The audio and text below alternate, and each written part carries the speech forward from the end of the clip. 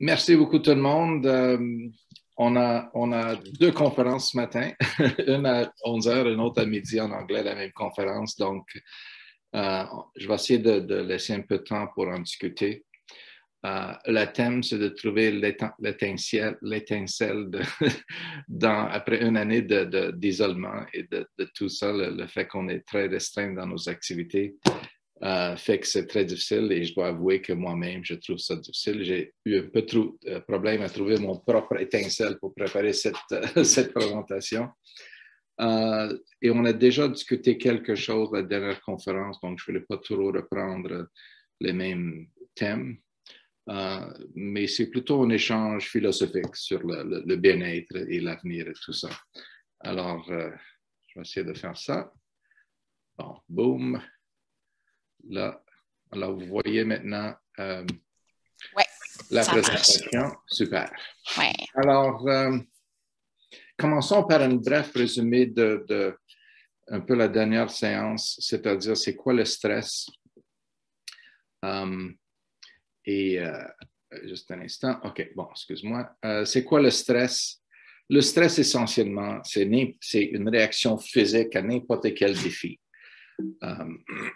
Donc, c'est une détresse psychologique qu'on ressent et ça survient quand on fait face à des situations menaçantes. C'est-à-dire, ça peut être un ours dans la forêt ou ça peut être aussi un examen qui s'en vient, des problèmes financiers, n'importe quoi qui nous pousse à s'inquiéter pour agir. Si je m'inquiète pour l'examen, j'étudie. Donc, ce n'est pas une mauvaise chose, mais évidemment, le stress augmente avec plus de défis et le stress diminue avec le contrôle qu'on a par rapport à ça. C'est-à-dire qu'il y a comme deux facteurs. Qu'est-ce que j'ai sur mes épaules et comment est-ce que je gère ça? Si j'ai beaucoup de contrôle, je suis capable de prendre plus. Si je ne suis pas très capable, je manque d'habileté, de confiance. Là, ça prend très peu pour me sentir trop stressé. Alors, c'est pour cette raison que la nouveauté et les situations imprévisibles sont stressantes. C'est la raison que les étudiants demandent toujours au prof qu'est-ce qui va être sur l'examen. Et pensez à ça. Pourquoi on demande cette question? En effet, c'est l'équivalent de dire au prof, écoutez, de toutes les choses que vous m'avez enseignées, qu'est-ce que je peux oublier, mettre à côté? Je vais juste focuser là-dessus. Et c'est clair qu'on le fait parce qu'on veut savoir, OK, je sais quoi étudier. Si, mettons, qu'on disait aux gens, voici, on a découvert un traitement, une pilule qui va guérir le COVID comme ça dans une après-midi. C'est une pilule qui coûte 5 $. C'est disponible à n'importe quelle pharmacie. Le moment que vous avez des symptômes, allez chercher cette pilule-là, puis inquiétez-vous pas. Il n'y aurait aucune personne qui serait stressée par le COVID. C'est-à-dire que quand on a un contrôle par rapport à une menace, on est moins stressé. Alors, c'est toujours ça. Le plus qu'il y a des menaces ou plus qu'il y a des défis devant moi, le plus que je me sens stressé et le plus que je suis capable de bien répondre à ça, le moins je suis stressé. Donc, les deux facteurs sont importants dans le stress. Mais aujourd'hui, je voulais focuser plutôt sur notre façon de voir des choses. Parce que l'humeur varie. Et quand l'humeur est bas, quand quelqu'un est déprimé, ou même pas déprimé, mais juste down, parce qu'il n'y a plus d'activités sociales, on ne va pas au gym, on ne va pas au spectacle, on va avoir des parties, etc. Donc, c'est normal de se sentir plus down. Mais quand on est déprimé, c'est quoi la déprime? En effet, il y a un cognitif, c'est les pensées. Donc, il y a une triade cognitive qui décrit bien la dépression. En effet, la dépression, c'est ça. C'est une vue négative de nous-mêmes, du monde autour de nous et de l'avenir. C'est-à-dire que c'est comme on met un filtre sur nos yeux et ce qu'on voit dans le miroir, c'est juste nos défauts. Ce qu'on voit dans le monde autour de nous, c'est les gens qui sont méchants, la guerre, etc. Et quand on regarde l'avenir, qu'est-ce qu'on voit? On voit que la noirceur. C'est-à-dire que l'humeur même devient un filtre à travers quoi on voit des choses. Nous-mêmes, l'avenir, le monde autour de nous. Et ça, c'est important parce que je vais vous poser la question suivante. Est-il possible d'être, déprimé et optimiste en même temps? Clairement non. Parce que si on est optimiste, on ne serait pas déprimé. Donc, ça veut dire que la déprime vient avec le pessimisme. Et là, on dit à quelqu'un, hey, viens, allons faire ça. Ça va te faire du bien. Pour que la personne dise oui, je vais le faire, ça veut dire qu'ils ont un espoir que ça va faire du bien. Ce qui est l'optimisme. Mais ils n'ont pas l'optimisme. Donc, ils vont généralement dire non à des choses. Et là, ils ont moins d'activité, moins d'intérêt. Et à cause de ça, ils deviennent de plus en plus déprimés parce qu'ils ont moins d'expériences positives. Donc, ça devient un genre de cercle vicieux. Ce qui est important à comprendre là-dedans, c'est que l'humeur affecte les pensées. Un être humain a des pensées, des émotions, des comportements, les trois choses ensemble. Alors, si j'ai peur d'un ascenseur, je vais avoir des pensées, oh mon Dieu, je vais être pris, je vais avoir des palpitations et je vais peut-être prendre l'escalier. Donc, mes comportements, mes pensées, mes émotions font partie de cette peur. Alors, l'humeur est attachée aux pensées. Alors, l'humeur affecte les pensées, mais les pensées affectent les actions parce que nos croyances affectent qu'est-ce qu'on fait. Et quand on fait des choses, ça affecte l'humeur parce que les expériences nous influencent. Donc, ça devient un genre de cercle vicieux dans ce cas-là. Donc, c'est important de comprendre que des fois, nos visions de quoi faire et comment s'en sortir est affectées par l'humeur même. En autres mots, il faut agir des fois avant de décider. Si on est pessimiste, quand je traite la dépression, la plupart des psychologues ou n'importe qui va examiner les croyances, les expériences et tout ça, mais quand quelqu'un est vraiment, vraiment déprimé, les gens qui sont incapables de prendre une douche chaque jour, ils sont au lit tout le temps. Des fois, on fait quelque chose qui semble plus simple. On va simplement prendre un horaire puis on va planifier des activités. Une marche ici, un appel avec quelqu'un là, une sortie ici, sortie là, et ils vont suivre cet horaire-là. Et en faisant ça, ils vont agir avant de décider si ça leur fait du bien. Parce que quand on est tellement déprimé, ça ne nous tente pas de rien faire. Parce qu'on essaie de juger, est-ce que ça va me donner quelque chose? Non, pourquoi le faire? Si je dis, je vais le faire quand même parce qu'il faut le faire, et on agit, après ça, on peut décider si ça fait, il y a eu un impact, et il y a presque toujours un impact positif en faisant ça. Donc, il y a beaucoup de choses qui semblent OK, mais pas super stimulants. Donc, qui a vraiment envie de les faire? Et quand on est down, là, on ne parle pas de la déprime, mais juste le fait qu'on est tous down à cause du COVID, ça ne me tente pas vraiment d'aller faire le ski de fond, aller patiner ou n'importe quoi. Je me suis poussé d'aller faire du ski de fond là, en fin de semaine. Ça fait 5 ans que je n'ai pas touché ça. Et malheureusement, ils sont brisés parce qu'ils sont tellement secs que la chose pour tenir les bottes est cassée. Donc, j'ai pris mes patins, j'ai décidé d'aller patiner. Ça ne me tentait pas vraiment. Mais je me suis forcé et je dois dire qu'après ça, j'étais très, très contente de l'avoir fait. Donc, c'est important de comprendre que des fois, il faut simplement planifier des activités comme si tout était normal. S'il n'y avait pas le COVID, qu'est-ce que je ferais aujourd'hui? Bon, je ferais ci. Peut-être ça me tenterait de faire ça. Alors, planifier des choses et respecter les rendez-vous. Comme les gens disent, j'ai une classe à 10 heures, donc je vais y aller en classe, je vais me brancher. Et c'est l'horaire qu'on suit. Si on se lève le matin et on dit, est-ce que ça me tente de suivre une classe? Non. Généralement, non, même quand on se sent bien. Quand on se sent moins bien, c'est moins probable qu'on va le faire. Mais quand même, on le fait. Pourquoi? Parce que c'est cédulé. Donc, il faut comprendre que des fois, il faudrait juste regarder la semaine devant vous et planifier des activités et les faire simplement parce que c'est dans votre horaire. C'est-à-dire que nous avons très peu d'idées de ce que nous ressentirons à propos de quelque chose avant qu'on le fait.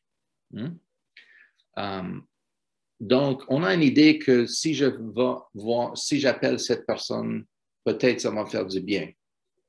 Mais honnêtement, pas vraiment, et ça ne nous tente pas. Mais si on est dans un sens obligé parce que c'est dans notre horaire, puis on appelle la personne, souvent on est très content de l'avoir faite. Donc, quand on réalise que l'humeur affecte l'avenir, la vue de l'avenir, au lieu de décider si ça va faire du bien, je dis à mes clients que faites-les et décidez après si ça fait du bien.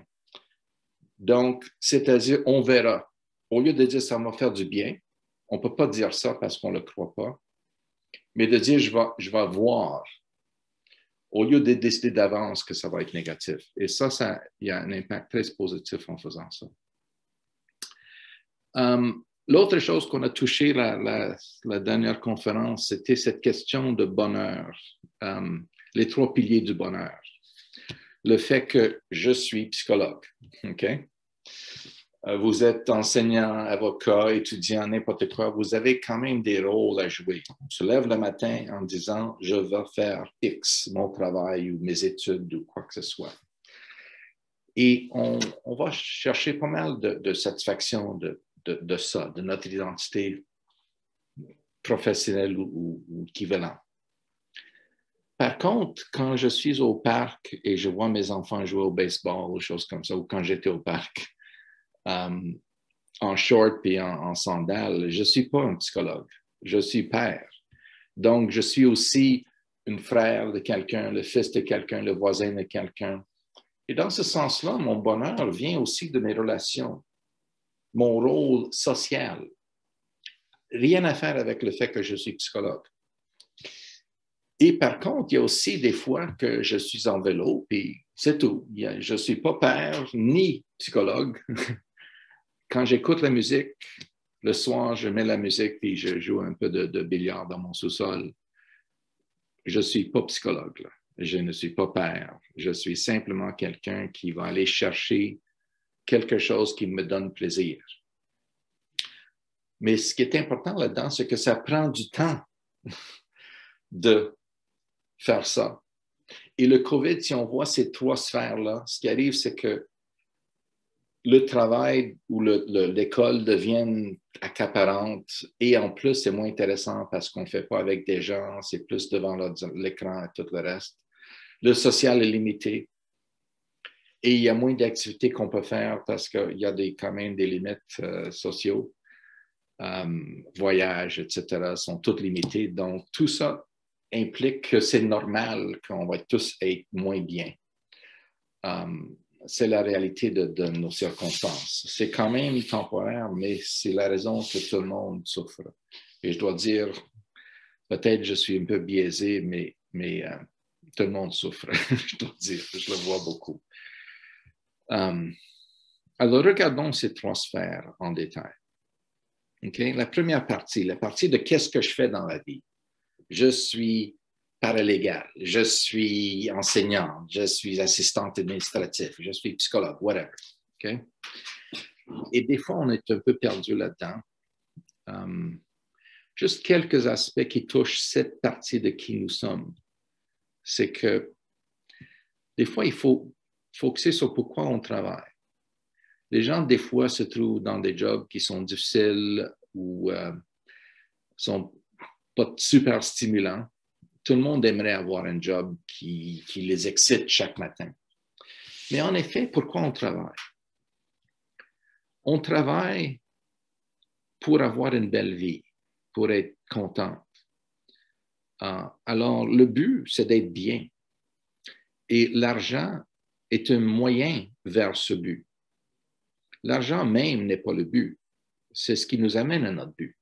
Donc, des fois, écoute, si on fait la chasse là, pour manger, c'est clair qu'on veut manger. Le but, c'est de manger. La chasse, c'est quelque chose qu'il faut faire pour pouvoir manger.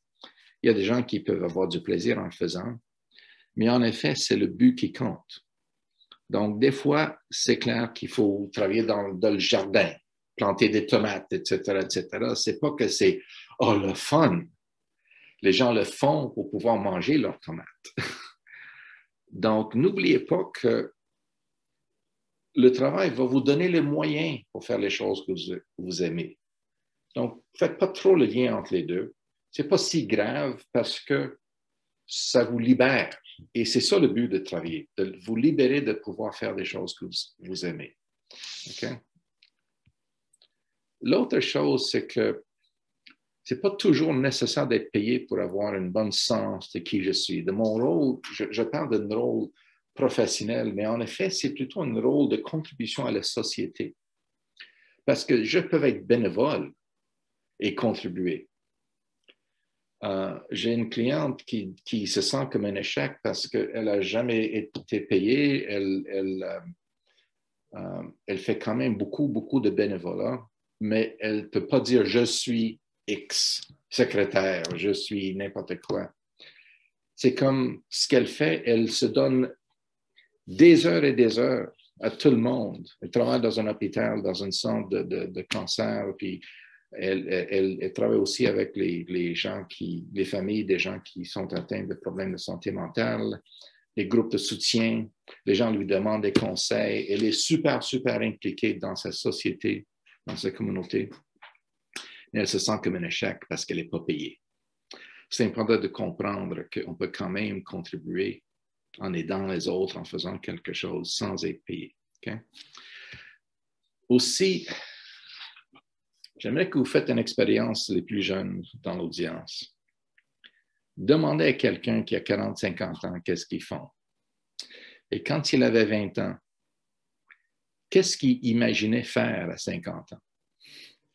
Il y a des gens, moi je pensais que j'allais être psychologue, c'est clair, parce que j'ai suivi un plan professionnel, mais quand même, je ne savais pas que j'allais donner des conférences. Et c'est quelque chose qui me donne du plaisir, mais ce n'était pas dans mes plans d'études. Je connais des gens qui travaillent dans l'entreprise, mais ils ont étudié la génie avant. C'est-à-dire que quand on commence à travailler, il y a une opportunité là, on le suit parce que ça nous tente. Une autre chance, ça nous tente et on va vers là. Finalement, c'est nous-mêmes qui décident de notre avenir. Et alors, l'avenir n'est pas nécessairement quelque chose qu'on doit décider d'avance. On peut juste se mettre sur le chemin et faire confiance au processus. Parce qu'un créneau se développe avec le temps. On ne peut pas savoir à 20 ans ou même à 30 ans qu'est-ce qu'on va faire 30 ans plus tard. Des fois, il faut juste faire confiance au fait que tous les choix que je vais faire vont probablement être à moi à les faire. Et je vais choisir ce qui me semble le plus intéressant et ça va m'amener quelque part. Donc, je n'ai pas besoin de savoir les détails de l'avenir. J'ai besoin juste de faire confiance à moi-même et qu'est-ce que j'apporte avec moi sur ce chemin-là. Partie 2. L'autre aspect de qui je suis. Oublions notre profession. Regardons à frères, sœurs, amis, voisins, ce rôle-là, le rôle social. J'aimerais que vous posez-vous une question. Posez-vous la question, où est-ce que j'ai trouvé mon ami? Si j'ai un meilleur ami. Où est-ce que j'ai trouvé ma blonde? J'ai rencontré ma blonde ou mon chum. Demandez à vos parents, vos grands-parents, où est-ce qu'ils ont trouvé leur partenaire de vie. Souvent, c'est à l'école, c'est au travail, c'est un ami d'un ami. Okay? C'est-à-dire que c'est rare, finalement, qu'on développe des amitiés ou des bonnes relations sociales en cherchant une relation sociale. Sont quoi les ingrédients réels de ça? Les ingrédients sont simples. Il y a vous. Donc, par exemple, il y a moi. Et si je prends un cours, je suis en présence d'autres personnes. Virtuellement maintenant, malheureusement, mais normalement en présence des gens. Donc, les ingrédients, c'est moi et la présence d'autres personnes dans la même pièce. Et là, il y a des interactions et finalement, ça clique avec cette personne-là, ça clique avec un autre. En effet, c'est simplement le contact. Le contact social fait qu'on échange et c'est les échanges qui créent l'amitié. Donc, les gens vont souvent se perdre dans la question de « est-ce que j'ai quelqu'un dans ma vie? » Et ils se découragent en faisant ça, des fois, s'ils ne réussissent pas. La réalité, c'est que si on focus sur les contacts, le reste va suivre. L'équivalent, c'est un job. Mettons que mon but, c'est de trouver un emploi et après une semaine d'effort, je ne le trouve pas. C'est une semaine d'échec. Une autre semaine, je ne le trouve pas, c'est une semaine d'échec. Si je le vois d'une autre façon, je sais que si j'envoie assez de CV ou assez de contacts, je vais avoir des entrevues. Et si je fais assez d'entrevues, je vais avoir un emploi. Donc, le but devient, alors, je vais faire des contacts. Les contacts, simplement, si j'ai fait tant de contacts cette semaine, j'ai réussi mon but. L'autre semaine, j'ai réussi mon but. Éventuellement, ça va m'amener à des entrevues, éventuellement à des postes. C'est-à-dire que le C suit le B et le B suit le A. Donc, gardez le focus sur le A et pas sur le C. Ça va se sembler comme un échec quand, en effet, vous êtes sur le bon chemin. Le chemin pour trouver un chum, un ami, n'importe quoi, commence par des contacts sociaux, c'est tout. Okay? Donc, comme je dis, le reste suit. Troisième partie. Qu'est-ce qui fait que j'aime le vélo, le golf? Quand j'étais jeune, j'ai beaucoup, beaucoup aimé le tennis. La première fois que j'ai joué le tennis, j'ai frappé la balle puis dans la piscine municipale. Quand j'ai joué le golf la première fois, j'ai réussi à transférer un rectangle de gazon d'ici à là et la balle est restée là. Okay. Donc, c'est pas tellement le fun. Mais quand même, j'ai essayé, puis finalement, j'ai découvert un intérêt. La musique, des fois, what the fuck is that? Mais on l'écoute, puis finalement, on commence à l'aimer. Donc, pensez à vos intérêts. Où est-ce qu'ils ont commencé? Est-ce qu'ils ont commencé comme des passions? Posez-vous la question, qu'est-ce que j'aime vraiment faire? Ou quelle musique est-ce que j'aime? Est-ce que ça vous a emballé tout de suite? Ou est-ce que c'était assez de dire, OK, laisse-moi l'essayer? Donc, ça prend comme 2 étapes.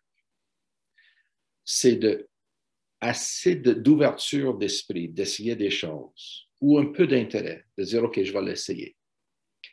Et après ça, évaluer si ça donne quelque chose. Et vous donnez le temps de le laisser développer. Des fois, ça va prendre quelques reprises. Je dis aux gens, par exemple, que si vous voulez découvrir la nouvelle musique, écoutez quelque chose que vous n'avez jamais entendu 5 fois. Ça se peut que les premières fois, ça ne vous touche pas. Mais éventuellement, il y a 2 choses qui vont arriver. Ça va vous allez trouver ça un peu dérangeant ou ça va commencer à cliquer avec vous. Et les choses qui me passionnent, vraiment, sont des choses qui n'ont pas cliqué tout de suite. La nourriture, c'est la même chose. Oh mon Dieu, comme les gens qui adorent la musique indienne, la nourriture indienne, il y a des gens qui haïssent ça. Même chose avec le sushi, etc. Les gens qui sont emballés par ça sont des gens qui n'ont pas nécessairement au début dit « Oh, c'est le fun ». Ils ont commencé et là, ils ont développé l'intérêt. Donc, n'oubliez pas ça, que ce n'est pas nécessaire d'avoir une passion tout de suite. Ça vaut la peine d'investir là-dedans.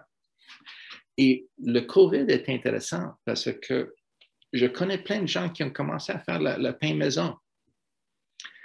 Et ils développent des habiletés qui vont rester avec eux le reste du temps. J'avais avec un client cette semaine et j'ai vu une guitare derrière lui. J'ai dit, ah, tu joues la guitare? Je dis, ah, je viens de commencer il y a quelques mois. Donc, il a commencé à jouer la guitare durant le COVID. Et ça se peut que dans quelques années, il va jouer dans le cours arrière avec des gens, il va peut-être avoir un petit gig, n'importe quoi, juste avoir le fun. Et s'il se pose la question, où est-ce que j'ai commencé ça? Je l'ai commencé durant le COVID.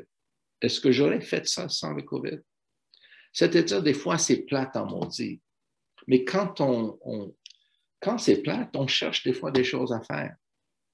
En effet, c'est ce trou dans notre temps qui va des fois nous pousser à essayer des choses. Et c'est l'essai qui va faire la passion.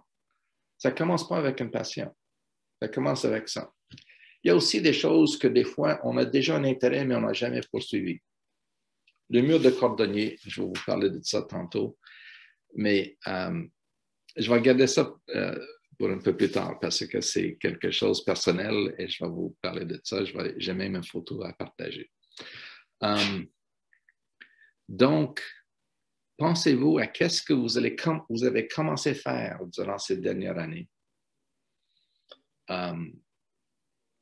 Des activités sociaux ou des intérêts, vous avez commencé à jouer la musique, faire la menuiserie ou de la construction chez vous, etc., etc. Il y a plein de gens qui ont trouvé le trou d'avoir des projets COVID.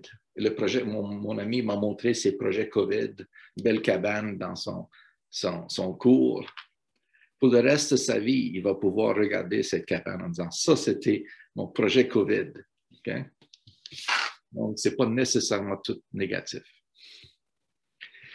Dans ma conférence la dernière fois, j'ai parlé de les 3 piliers du bonheur, mais j'ai aussi ajouté 2 autres aspects. L'appréciation du moment et la capacité d'accepter que des choses, des fois, sont incontrôlables.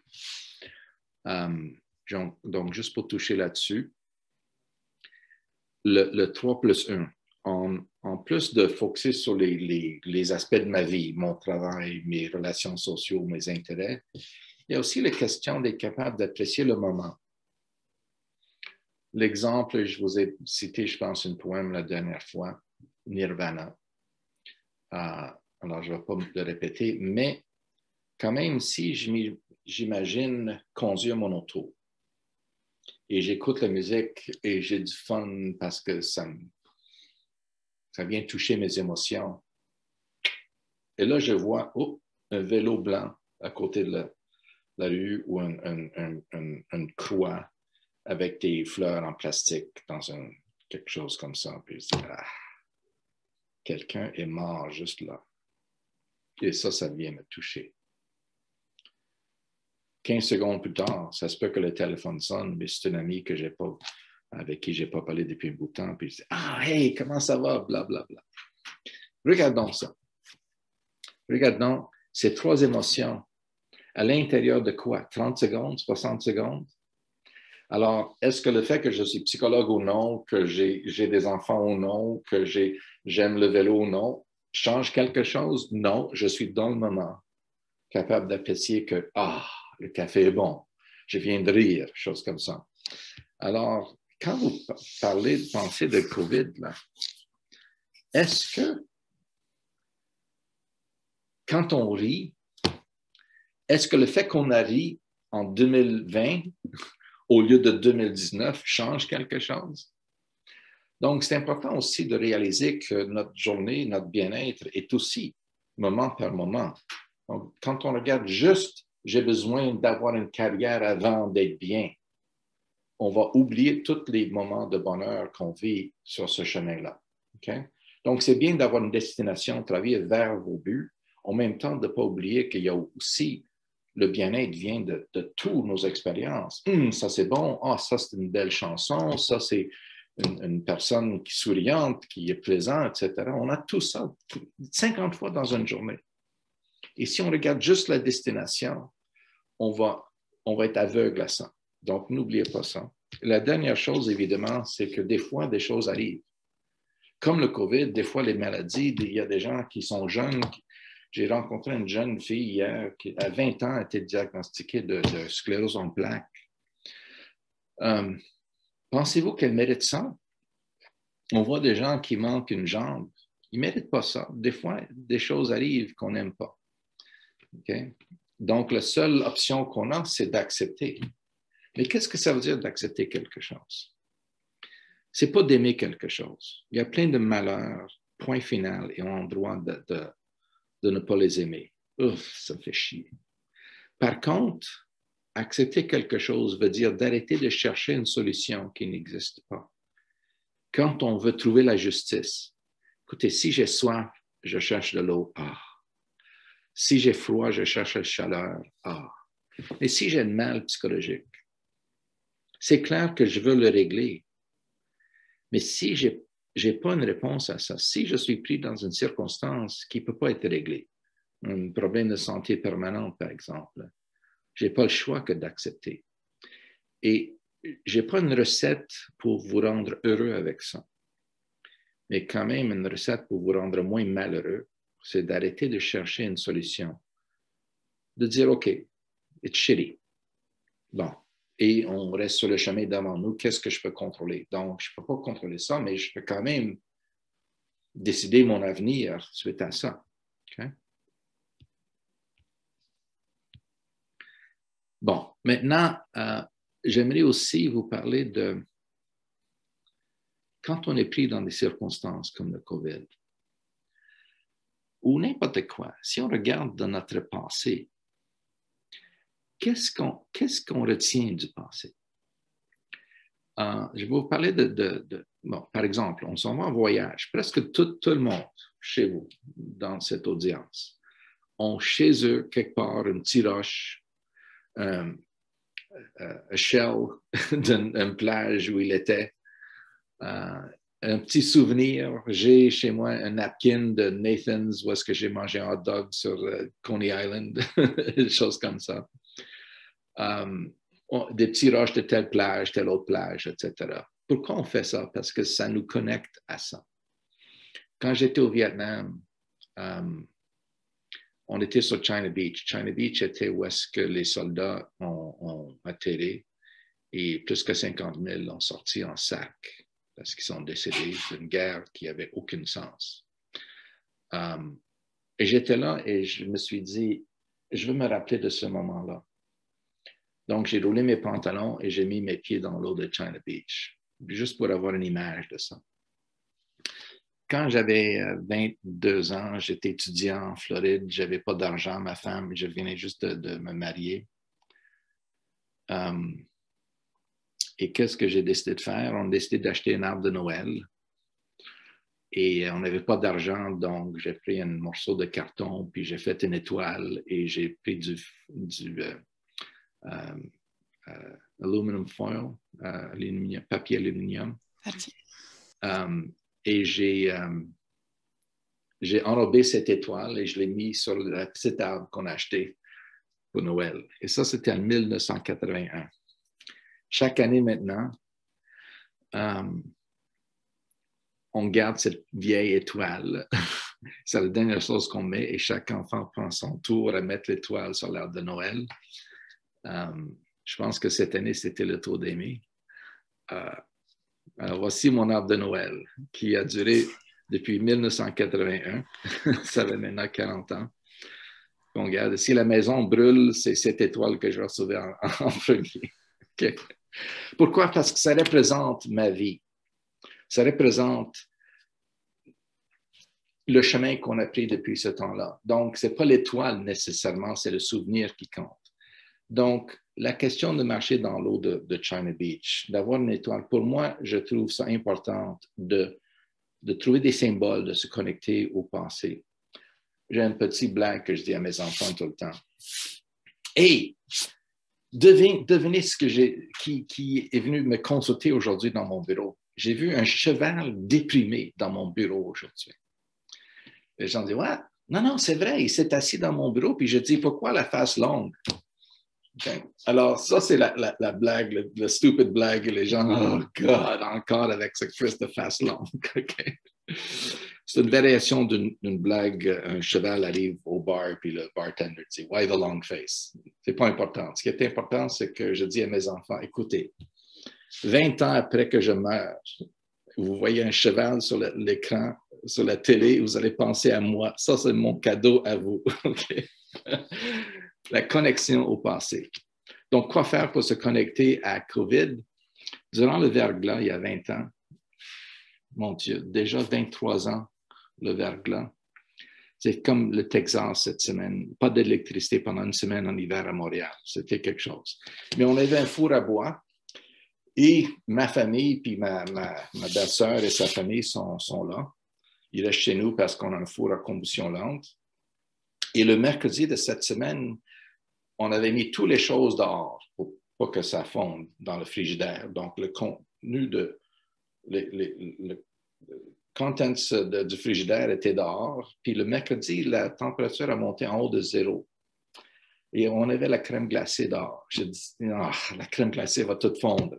Là, j'ai décidé de rentrer. J'ai pris les 4 enfants qui étaient là, 4 pailles.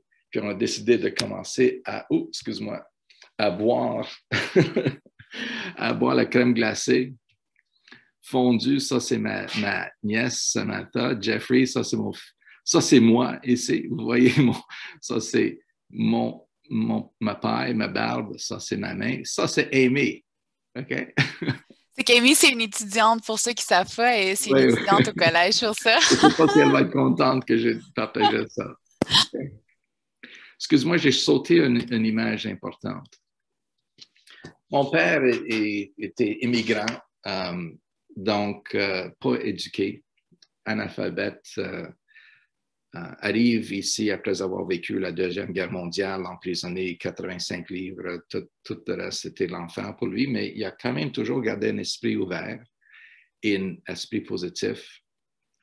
Et quand il est décédé, on a vidé la maison, puis lui était un jack of all trades, parce qu'il n'y avait pas d'argent, donc il s'arrangeait, puis il construisait ses propres choses. Il y avait même un kit de cordonnier.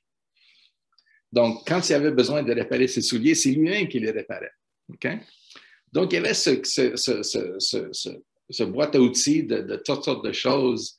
Et je dis, qu'est-ce que je vais faire avec tout ce métal pesant, tout le reste? J'allais le jeter ou donner à quelqu'un. Et ma femme dit, non, tu ne peux pas faire ça. Je dis, oui, tu as raison. Alors, qu'est-ce que j'ai fait? J'ai décidé de prendre ça, c'est la chose qui va sur ses genoux, là. Et on met le soulier en dedans, puis on met le soulier par-dessus, puis on va pouvoir...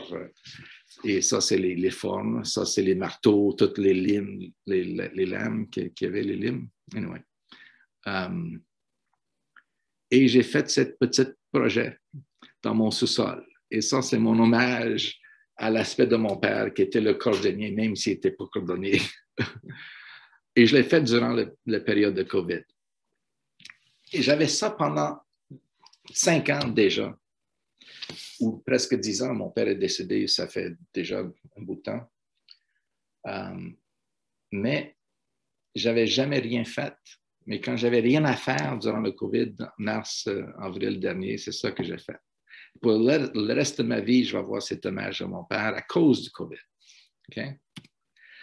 Et là, je vous ai parlé déjà de cette chose. Ça, c'est Amy encore, avec son cousin Jeffrey. Et j'ai vidé cette contenante de glace, crème glacée durant le COVID, durant le verglas. Donc, tout ça pour dire que profitez-vous d'aller chercher des souvenirs de ce temps-ci. Okay? Pensez-vous à quoi vous vous souviendrez. J'ai un monsieur qui,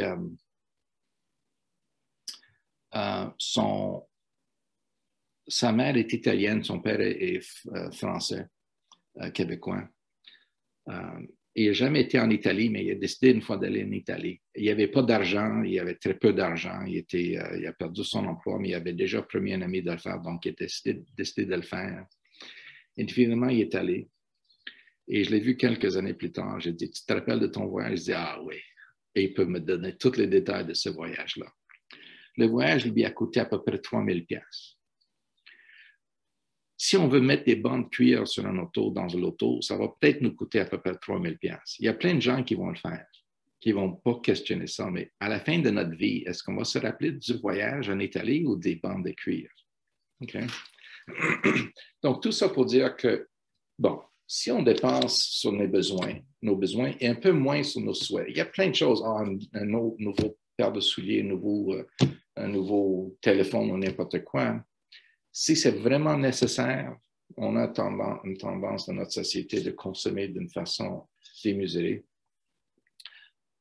Ou est-ce que c'est peut-être pas une mauvaise chose d'acheter des billets à un spectacle? Qu'est-ce qui me touche de mes dernières années? Je peux vous nommer tous les spectacles que j'ai vus, les voyages que j'ai faits. Quelle auto je conduis? C'est pas que je suis moins malheureux avec telle auto, heureux avec une autre. J'aime quand j'achète une nouvelle auto, ça me fait du bien, mais quand même, c'est pas la fin du monde si je conduis une plus vieille. Mais si j'ai pas d'expérience, c'est ça qui va me nuire. Donc, quand on parle de notre bonheur, qu'est-ce qu'on va se rappeler de notre vie ou même du période de COVID? C'est rarement les choses, c'est presque toujours les expériences. Okay? Donc, investissez dans vos expériences. Donc, il faut trouver un sens. Et pour trouver ce sens-là, comme je dis, il faut pouvoir distinguer entre deux choses. Une madame qui avait un mari qui développait la démence, il faisait de l'Alzheimer's ou autre forme de démence. Elle a rencontré à un spectacle de l'OSM parce qu'elle avait des billets de saison, et lui aussi, ils sont rencontrés là.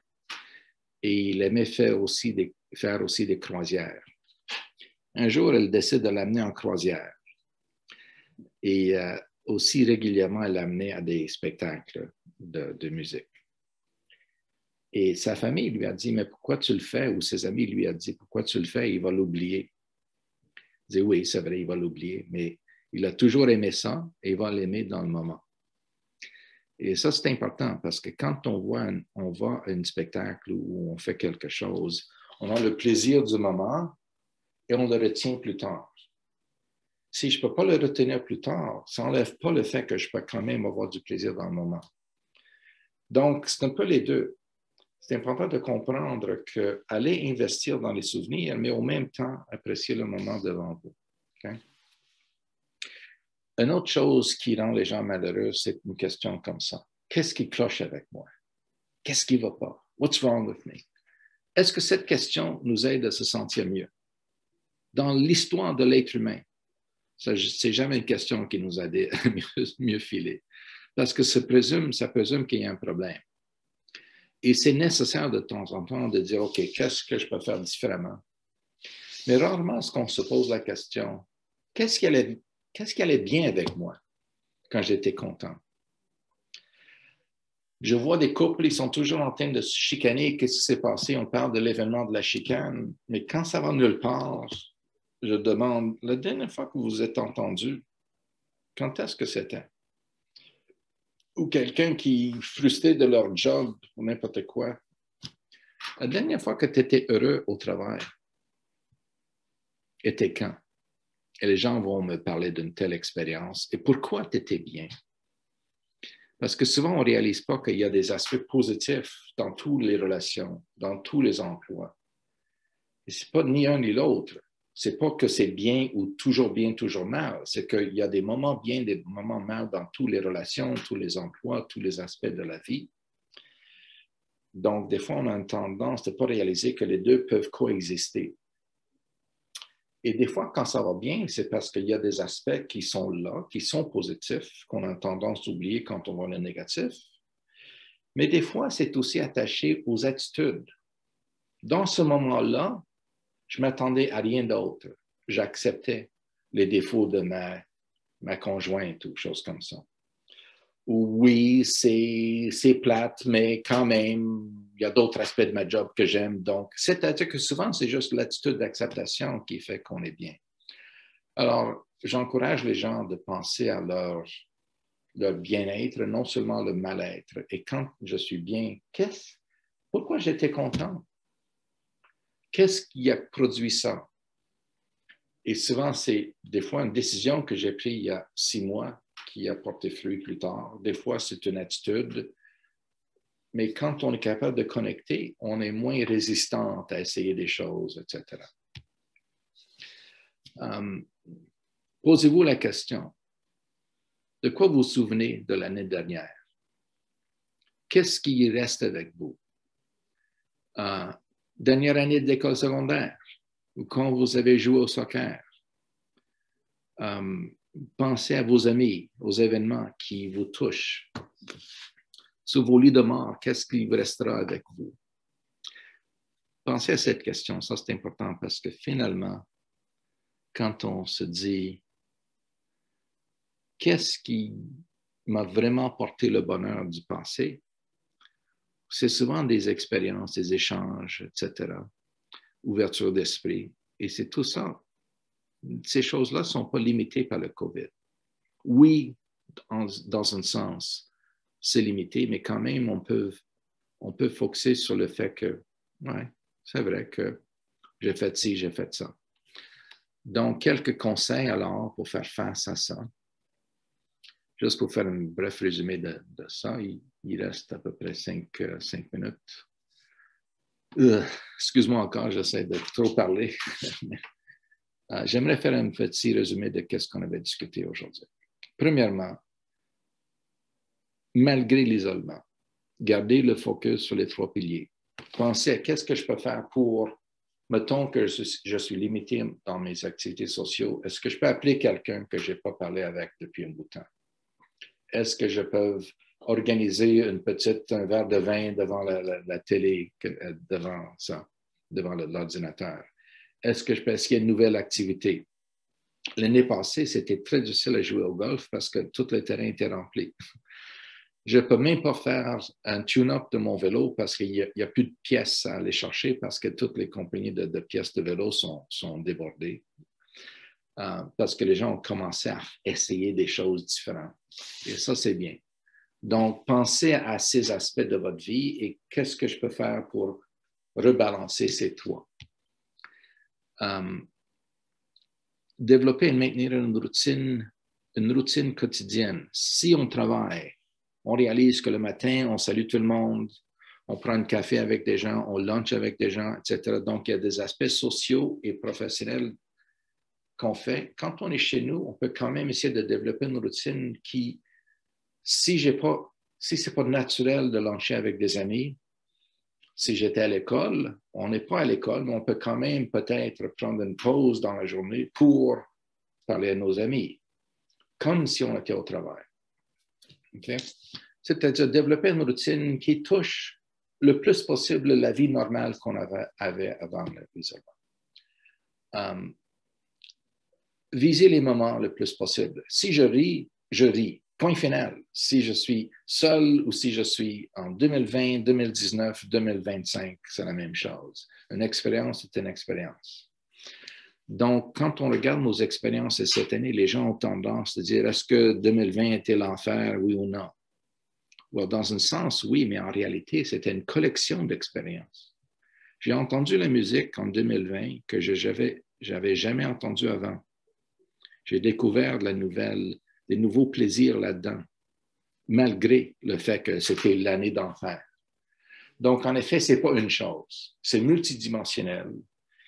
Et ne focusez pas trop sur l'unique dimension. Regardez aussi à vos expériences en total et ça va vous aider à mieux vivre ça.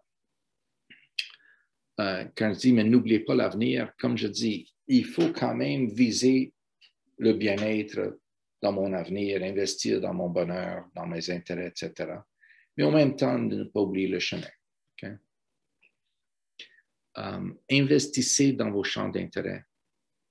Comme je dis avec mes exemples, il n'y a pas une personne ici qui a une passion, qui a commencé comme passion. Ça a toujours commencé avec je vais essayer ça. Okay?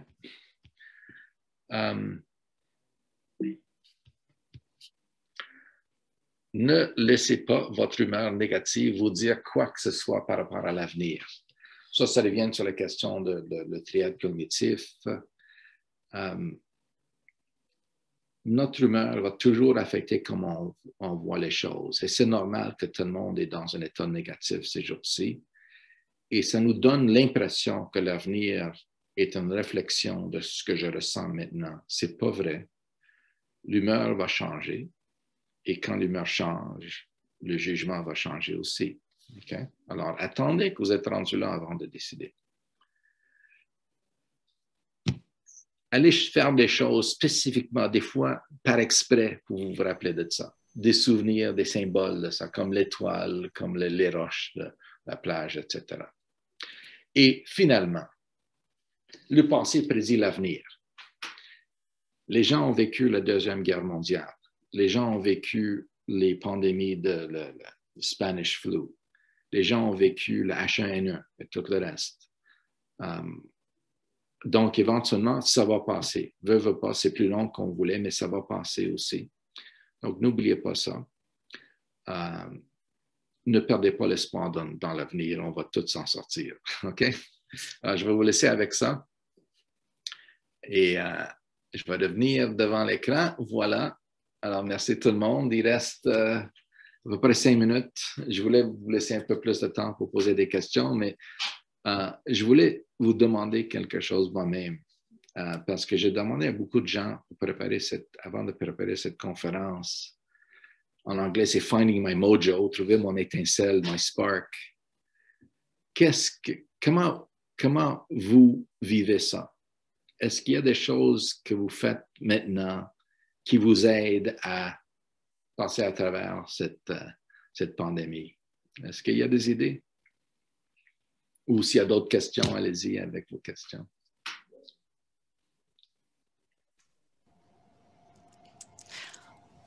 Oui. Admin, oui. Lucie, c'est bon. Ouais. Ah, Lucie, on t'entend pas. Moi, je dirais le plus possible sortir à l'extérieur, prendre l'air, faire des nouvelles activités dehors. Ah, ça, c'est Lucie, excuse-moi, j'ai vu un main lever l'autre coin. OK, excuse-moi. Alors, Lucie, allez-y. Prenez des démarches, oui. Donc, qu'est-ce que je disais, c'est le plus possible sortir à l'extérieur, faire des activités. Oui, ne pas avoir peur de sortir un peu de notre confort, ce qui peut nous aider justement à se ramener après ça et dire, bon, ben, si jamais l'expérience n'était pas bonne, de dire, maudit, j'étais bien chez nous. Mais si l'expérience est bonne aussi, de dire, c'est cool, j'ai exploré quelque chose de nouveau ou j'ai recommencé quelque chose que j'avais délaissé depuis plusieurs années. Ça semble peut-être un peu pessimiste, mais la privation est des fois nécessaire pour apprécier ce qu'on a. Oui. On voit les gens qui ont bâti leur vie avec le travail fort et ils ne veulent pas que les enfants souffrent. Mais si les enfants ont tout donné, ils deviennent gâtés. Et ça enlève le goût. Le fait que j'ai conduit quand j'étais jeune, un coccinelle, un vrai coccinelle, sans chauffage, en hiver, je grattais la vitre, m'a donné l'appréciation pour la chaleur plus tard. Une auto qui était confortable plus tard. Mais quand même, j'aimais ça. Donc, c'est important de comprendre que des fois, ça prend un peu de restriction d'apprécier comment on est chanceux. Quand j'étais au Vietnam, la première fois, c'était en 95. C'est là que Amy est venue partir de ma famille. Quand j'étais là, je dois vous dire que quand je suis revenu, j'étais changé, transformé complètement. J'ai vu des orphelinats, j'ai vu un pays détruit par la guerre. Et j'arrive ici, puis les gens se plaignent de balance de pouvoir entre le fédéral et le provincial. Il y avait des gens qui se plaignaient de les attentes dans les hôpitaux, des choses comme ça. On a des hôpitaux, on a des écoles. Je n'ai pas vécu la guerre. Donc, des fois, ça prend un peu d'humilité de nous enseigner qu'est-ce qui est vraiment important. Et je pense que la pandémie nous a fortement enseigné l'importance de les autres dans nos vies et dans aussi nos activités. Et j'adore l'exemple de la marche parce que, en effet, la raison que l'été était plus facile, c'était parce qu'on était capable de sortir dehors. Mais il n'y a rien qui nous empêche de sortir en hiver, faire du ski de fond, le patinage, juste marcher. Et quand on arrive chez nous, écoutez, j'ai un chien que je marche tous les soirs. Et je me rappelle l'autre chien que j'avais avant. Des fois, presque endormi sur le divan. Et ça ne tentait pas de sortir, de l'amener quand il faisait moins 30. Mais je le faisais. Et il n'y avait pas une fois, dans toutes les années que j'avais ce chien et le chien que j'ai présentement, que je n'ai pas dit à la fin, parce que j'écoute ma musique, c'est qu'un genre de méditation tous les jours, puis ça m'a donné pas mal de plaisir. Mais il n'y a pas une fois que je dis avant, ça me tente de le faire. Il n'y a pas une fois, après l'avoir fait, que je dis, j'aurais dû pas le faire. Donc, oui, allez investir dans vos marches et plein d'autres choses. Autre commentaire? Moi, j'allais juste dire que je sais pas, là, pour ceux qui viennent, for you guys who just joined, we're gonna start at 12:05 or something like that. So just give us a few, 2 or 3 more minutes in French, please. J'allais juste dire que je sais pas si ça arrive à d'autres, mais on dirait que depuis le début de la pandémie, tu sais, on vit tellement de stress, de manque, tellement de choses. Mais quand je ris, comme quand quelque chose me fait rire, je ris tellement vrai, c'est incroyable. On dirait que je relâche tout. Ça fait vraiment du bien l'humour. Moi, je dirais que c'est vraiment ça qui a été comme une révélation cette année, à quel point ça me faisait du bien de rire, puis j'en avais besoin à tous les jours.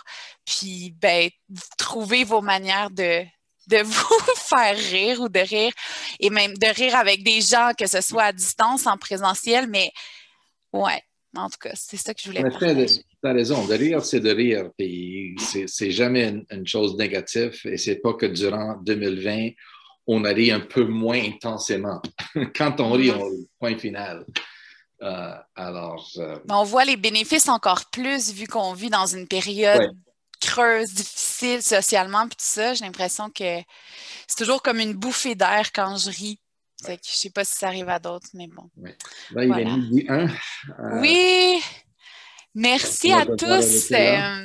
Est-ce qu'il y en a d'autres qui ont des questions ou des commentaires ou quoi que ce soit? Merci beaucoup.